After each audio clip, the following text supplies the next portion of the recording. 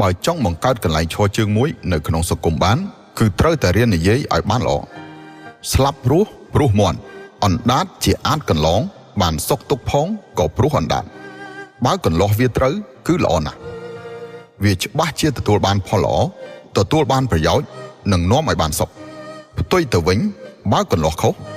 អាចនាំទុកដល់ខ្លួននិងអ្នកដទៃដូច្នេះគួរចេះប្រើវាឲ្យត្រូវតាមកលៈទេសៈនៅពេលដែលយើងជួបរឿងមិនទាន់ត្រូវនិយាយមួយពេលជួបរឿងធំត្រូវគិតឲ្យច្បាស់សិនចាំនិយាយរឿងមិនច្បាស់លាស់ត្រូវនិយាយដោយប្រុងប្រយ័ត្នរឿងដែលមិនទាន់កើតឡើងមិនអាចនិយាយមិនសមហេតុផលបានទេរឿងដែលធ្វើមិនបានកុំនិយាយផ្ដេសផ្ដាស់រឿងដែលធ្វើឲ្យគេឈឺចាប់គឺមិនអាចនិយាយ